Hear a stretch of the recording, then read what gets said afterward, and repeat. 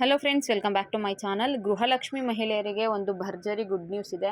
ಕೊನೆಗೂ ಕೂಡ ಗೃಹಲಕ್ಷ್ಮಿ 19ನೇ ಕಂತಿನ ಹಣ ಯಾವಾಗ ಬರುತ್ತೆ, ಒಂದು ದಿನಾಂಕ ನಿಗದಿ ಆಗಿದೆ. ಫೆಬ್ರವರಿ ತಿಂಗಳ ಹಣ ಯಾವಾಗ ಬರುತ್ತೆ ಅನ್ನೋದ್ರ ಬಗ್ಗೆ ಸಂಪೂರ್ಣವಾದ ಮಾಹಿತಿಯನ್ನು ಈ ವಿಡಿಯೋದಲ್ಲಿ ನಾನು ನಿಮಗೆ ತಿಳಿಸ್ಕೊಡ್ತೀನಿ. ಹಾಗೆ ಫಸ್ಟ್ ಟೈಮ್ ಯಾರಾದರೂ ನನ್ನ ಚಾನಲ್ ನೋಡ್ತಾ ಇದ್ದರೆ, ಇಲ್ಲಿವರೆಗೂ ಸಬ್ಸ್ಕ್ರೈಬ್ ಮಾಡ್ಕೊಂಡಿಲ್ಲ ಅಂದರೆ ಮಿಸ್ ಮಾಡದೆ ಸಬ್ಸ್ಕ್ರೈಬ್ ಮಾಡಿಕೊಂಡು ಪಕ್ಕದಲ್ಲೇ ಇರೋ ಬೆಲ್ಲೈಕನ್ ಮೇಲೆ ಕೂಡ ಕ್ಲಿಕ್ ಮಾಡ್ಕೊಳ್ಳಿ. ಮುಂದೆ ನಾನು ಏನೇ ವಿಡಿಯೋ ಹಾಕಿದ್ರೂ ನಿಮಗೆ ನೋಟಿಫಿಕೇಶನ್ ಬರುತ್ತೆ. ಹಾಗೆ ಸಾಕಷ್ಟು ಯೂಸ್ಫುಲ್ ಇನ್ಫಾರ್ಮೇಷನ್ಗಳನ್ನ ನಾನು ನಿಮಗೆ ತಿಳಿಸ್ತಾ ಬರ್ತೀನಿ. ನೋಡಿ, ಗೃಹಲಕ್ಷ್ಮಿ ಫೆಬ್ರವರಿ ತಿಂಗಳ ಅಮೌಂಟ್ ಯಾವಾಗ ಬರುತ್ತೆ ಅನ್ನೋದ್ರ ಬಗ್ಗೆ ನಮ್ಮ ಲಕ್ಷ್ಮೀ ಹೆಬ್ಬಾಳ್ಕರ್ ಮೇಡಮ್ ಅವರೇ ಇತ್ತೀಚೆಗೆ ಒಂದು ಪತ್ರಿಕಾಗೋಷ್ಠಿಯಲ್ಲಿ ತಿಳಿಸ್ಕೊಟ್ಬಿಟ್ಟಿದ್ರು. ಏಪ್ರಿಲ್ 2ನೇ ವಾರದಲ್ಲಿ ನಾವು ಹಣ ಜಮೆ ಮಾಡ್ತೀವಿ ಅಂತ. ಈಗಾಗಲೇ 2ನೇ ವಾರ ಸ್ಟಾರ್ಟ್ ಆಗಿದೆ, ಇನ್ನೂ ಕೂಡ 19ನೇ ಕಂತಿನ ಹಣ ಬಂದಿರಲಿಲ್ಲ. ಲೇಟೆಸ್ಟ್ ಆಗಿ ಮತ್ತೊಂದು ಅಪ್ಡೇಟ್ ಬಂದಿತ್ತು. 19ನೇ ಕಂತಿನ ಹಣ ಬರೋದು ಸ್ವಲ್ಪ ಡಿಲೇ ಆಗುತ್ತೆ. ಫೆಬ್ರವರಿ ತಿಂಗಳ ಹಣ ಏನು ಬರಬೇಕು ಅದನ್ನು ರಾಜ್ಯ ಸರ್ಕಾರ ಪೋಸ್ಟ್ಪೋನ್ ಮಾಡ್ತಾ ಇದೆ. ಸದ್ಯಕ್ಕೆ ನಿಮಗೆ ಅಮೌಂಟ್ ಬರೋದಿಲ್ಲ. ಏನಕ್ಕೆ ಈ ಪ್ರಾಬ್ಲಮ್ ಅಂತ ಹೇಳಿದ್ರೆ, ಒಂದಷ್ಟು ಲಕ್ಷ ಜನ ಮಹಿಳೆಯರಿಗೆ ಗೃಹಲಕ್ಷ್ಮಿ ಯೋಜನೆಯ ಸ್ಟೇಟಸ್ ಚೆಕ್ ಮಾಡಿದಾಗ ಇನ್ಕಮ್ ಟ್ಯಾಕ್ಸ್ ಪೇ ಮಾಡ್ತಿದ್ದೀರಾ, GST ಪೇಯಿಗಳಂತ ಬಂದಿರುತ್ತೆ. ನಮ್ಮ ಲಕ್ಷ್ಮೀ ಹೆಬ್ಬಾಳ್ಕರ್ ಮೇಡಮ್ ಅವರು ಹೇಳಿದರು, ಮತ್ತು ರಾಜ್ಯ ಸರ್ಕಾರದಿಂದ ಕೂಡ ಸಿದ್ದರಾಮಯ್ಯ ಅವರು ಕೂಡ ಈ ಅಪ್ಡೇಟ್ನ ಕೊಟ್ಟಿದ್ರು. ಎಲ್ಲ ಮಹಿಳೆಯರಿಗೆ ನಾವು ಗೃಹಲಕ್ಷ್ಮಿ ಯೋಜನೆಯ ಹಣ ಹಾಕ್ತೀವಿ. APL ರೇಷನ್ ಕಾರ್ಡ್ ಆಗಿರಲಿ, BPL ರೇಷನ್ ಕಾರ್ಡ್ ಆಗಿರಲಿ, ಜೊತೆಗೆ ಅಂತ್ಯೋದಯ ರೇಷನ್ ಕಾರ್ಡ್ ಆಗಿರಲಿ, ಯಾವುದೇ ರೇಷನ್ ಕಾರ್ಡ್ ಇದ್ರೂ ಕೂಡ ನಾವು ಗೃಹಲಕ್ಷ್ಮಿ 2,000 ರೂಪಾಯಿ ಹಣ ಹಾಕ್ತೀವಿ.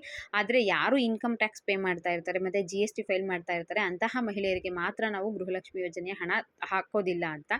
ಸೊ ಈಗೇನಾಯಿತು ಅಂದರೆ, ಈಗ ಗೃಹಲಕ್ಷ್ಮಿ ಯೋಜನೆ ಹಣ ಒಂದಷ್ಟು ಲಕ್ಷ ಜನ ಮಹಿಳೆಯರಿಗೆ ಪ್ರತಿ ತಿಂಗಳು ಕೂಡ ಬರ್ತಾ ಇದೆ. ಅದರಲ್ಲಿ ಸುಮಾರು ಜನಕ್ಕೆ 3 ಲಕ್ಷಕ್ಕಿಂತ ಹೆಚ್ಚಿನ ಮಹಿಳೆಯರಿಗೆ ಇನ್ಕಮ್ ಟ್ಯಾಕ್ಸ್ ಪೇ ಮಾಡ್ತಿದ್ದೀರಾ ಮತ್ತು GST ಫೈಲ್ ಮಾಡ್ತಿದ್ದೀರಾ ಅಂತ ಬಂದಿದೆ. ಆ ಡಾಕ್ಯುಮೆಂಟ್ಸ್ಗಳನ್ನೆಲ್ಲ ಅವ್ರು ಸಬ್ಮಿಷನ್ ಕೂಡ ಮಾಡಿದ್ದಾರೆ, ನಾವು ಯಾವುದೇ ರೀತಿ ಇನ್ಕಮ್ ಟ್ಯಾಕ್ಸ್ನೇ ಪೇ ಮಾಡ್ತಿಲ್ಲ ಅಂತ. ಆದರೂ ಕೂಡ ಡಾಕ್ಯುಮೆಂಟ್ಸ್ಗಳನ್ನ ವೆರಿಫಿಕೇಷನ್ ಮಾಡಿ ಆದಾಯ ತೆರಿಗೆ ಇಲಾಖೆಯಿಂದ ನಮಗೆ ಇನ್ಫಾರ್ಮೇಷನ್ ಬರೋವರೆಗೂ ಆ ಮಹಿಳೆಯರಿಗೆ, ಟೋಟಲ್ ಎಲ್ಲ ಮಹಿಳೆಯರಿಗೂ ಕೂಡ ನಾವು ಗೃಹಲಕ್ಷ್ಮಿ ಹೋಲ್ಡ್ ಮಾಡಿರೋಣ. ಅದಾದ ನಂತರ ಅವ್ರಿಗೆ ಯಾರ್ಯಾರು ಇನ್ಕಮ್ ಟ್ಯಾಕ್ಸು ಮತ್ತು GST ಫೈಲ್ ಮಾಡ್ತಿದ್ದಾರೋ ಅವ್ರದ್ದೆಲ್ಲರದು ಡಿಡಕ್ಟ್ ಮಾಡೋಣ, ಅವ್ರನ್ನೆಲ್ಲರನ್ನೂ ಕ್ಯಾನ್ಸಲ್ ಮಾಡಿ ಬಾಕಿ ಉಳಿದಂತಹ ಮಹಿಳೆಯರಿಗೆ ಮಾತ್ರ ಹಣ ಹಾಕೋಣ ಅಂತ ಒಂದು ಪ್ಲ್ಯಾನಿಂಗ್ ಇತ್ತು. ಇದು ಫೆಬ್ರವರಿ ತಿಂಗಳಿಂದನೇ ಸ್ಟಾರ್ಟ್ ಆಗಿಬಿಡಲಿ ಅಂತ. ಆದರೆ ಈಗ ಏನು ಅಪ್ಡೇಟ್ ಸಿಕ್ಕಿದೆ ಅಂದರೆ, ರಾಜ್ಯ ಸರ್ಕಾರ ಏನು ಡಿಸಿಷನ್ ತೊಗೊಂಡಿದೆ ಅಂದರೆ, ಫೆಬ್ರವರಿ ತಿಂಗಳ ಹಣ ಏನು ಹಾಕಬೇಕು ಅದನ್ನು ಹಾಕ್ಬಿಡೋಣ. ಅದಾದ ನಂತರ ಮಾರ್ಚ್ ತಿಂಗಳು ಹಣ ಹಾಕಬೇಕಲ್ವ, ಆಗ ನಾವು ಯಾರ್ಯಾರು ಇನ್ಕಮ್ ಟ್ಯಾಕ್ಸ್ ಪೇ ಮಾಡ್ತಿದ್ದಾರೆ, GST ಫೈಲ್ ಮಾಡ್ತಿದ್ದಾರೆ ಅವ್ರದ್ದು ಕ್ಯಾನ್ಸಲ್ ಮಾಡಿ ಬಾಕಿ ಉಳಿದವ್ರಿಗೆ ಮಾತ್ರ ಹಾಕೋಣ ಅಂತ ಪ್ಲ್ಯಾನ್ ಮಾಡ್ಕೊಂಡಿದೆ. ಹಾಗಿದ್ರೆ ಫೆಬ್ರವರಿ ತಿಂಗಳ ಹಣ ಯಾವಾಗ ಬರುತ್ತೆ, 2,000 ರೂಪಾಯಿ ನಮಗೆ ಯಾವಾಗ ಸಿಗುತ್ತೆ ಅನ್ನೋ ನಿಮ್ಮ ಪ್ರಶ್ನೆಗೆ ಈಗ ಆನ್ಸರ್ನ ಕೊಡ್ತೀನಿ. ಅದಕ್ಕಿಂತ ಮುಂಚೆ ಒಂದು ಇಂಪಾರ್ಟೆಂಟ್ ಇನ್ಫಾರ್ಮೇಷನ್ನ ತಿಳಿಸ್ತೀನಿ. ಒಂದು ಖುಷಿ ಪಡುವಂಥ ವಿಚಾರನೇ, ಈಗ ಗೃಹಲಕ್ಷ್ಮಿ ಯೋಜನೆಯಿಂದ ಒಬ್ಬೊಬ್ಬರು ಒಂದೊಂದು ರೀತಿಯಲ್ಲಿ ಲಾಭವನ್ನು ಪಡ್ಕೊಂಡಿದ್ದಾರೆ. ಕೆಲವ್ರ ಜೀವನ ತುಂಬಾ ಸಹಾಯ ಆಗಿದೆ, ತುಂಬಾ ಅಭಿವೃದ್ಧಿ ಕೂಡ ಕಂಡಿದ್ದಾರೆ. CM ಸಿದ್ದರಾಮಯ್ಯ ಅವರಿಗೆ ಪ್ರತಿದಿನ ಅವರು ಧನ್ಯವಾದ ಕೂಡ ತಿಳಿಸ್ತಾ ಇರ್ತಾರೆ. ಈಗ ಬೆಳಗಾವಿಯಲ್ಲಿ ಕಾಂಗ್ರೆಸ್ ಪಕ್ಷದ ಸರ್ಕಾರ ಏನು ಅಧಿಕಾರದಲ್ಲಿದೆ, ಗ್ಯಾರಂಟಿ ಯೋಜನೆಯಿಂದ ಬಡ ಕುಟುಂಬಗಳಿಗೆ ಸಾಕಷ್ಟು ಲಾಭ ಆಗ್ತಾ ಇದೆ. ಸೊ ಇಲ್ಲೊಬ್ಬರು ಮಹಿಳೆ ಗೃಹಲಕ್ಷ್ಮಿ ಯೋಜನೆಯ ಹಣವನ್ನು ತಮ್ಮ ಮಗಳ ವಿದ್ಯಾಭ್ಯಾಸಕ್ಕೆ ಖರ್ಚು ಮಾಡಿದ್ದಾರೆ. ನೋಡಿ, ಆ ಸ್ಟೂಡೆಂಟ್ ಹೆಸರು ಬಂದು ಪೃಥ್ವಿ ಹೋಳಿ ಅಂತ, ಬೆಳಗಾವಿಯವರು. ದ್ವಿತೀಯ PC, ಸೆಕೆಂಡ್ PC ಆರ್ಟ್ಸ್ ವಿಭಾಗದಲ್ಲಿ 600 ಮಾರ್ಕ್ಸ್ಗೆ 570 ಮಾರ್ಕ್ಸ್ಗಳನ್ನ ಪಡ್ಕೊಂಡಿದ್ದಾರೆ. ಮತ್ತು ಹಿಸ್ಟ್ರಿ ವಿಷಯದಲ್ಲಿ, ಇತಿಹಾಸ ವಿಭಾಗದಲ್ಲಿ ಅವರು 100ಕ್ಕೆ 100 ಮಾರ್ಕ್ಸ್ಗಳನ್ನ ಪಡ್ಕೊಂಡಿದ್ದಾರೆ.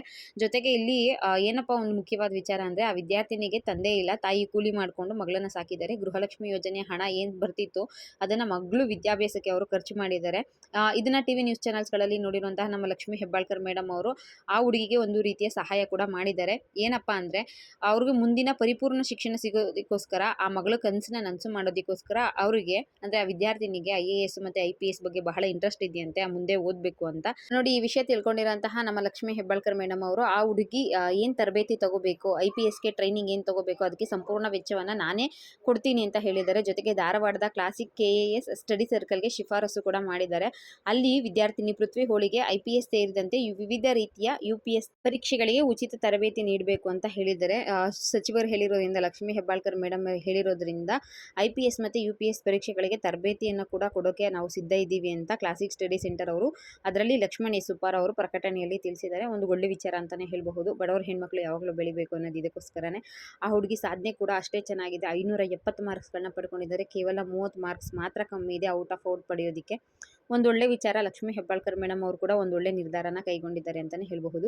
ಇನ್ನು ನೆಕ್ಸ್ಟ್ ವಿಚಾರ ಬರಬೇಕು ಅಂದರೆ, ಗೃಹಲಕ್ಷ್ಮಿ 19ನೇ ಕಂತಿನ ಹಣ ಯಾವಾಗ ಬರುತ್ತೆ ಅಂತ ನೋಡೋದಾದರೆ, ನಿಮಗೆ ಏಪ್ರಿಲ್ 13, 14, 15 ಈ 3 ಡೇಟ್ಗಳಿಂದನೇ ಹಣ ಬಿಡುಗಡೆ ಆಗೋದಕ್ಕೆ ಸ್ಟಾರ್ಟ್ ಆಗುತ್ತೆ ಅಂತ ಇನ್ಫಾರ್ಮೇಷನ್ ಸಿಕ್ಕಿದೆ.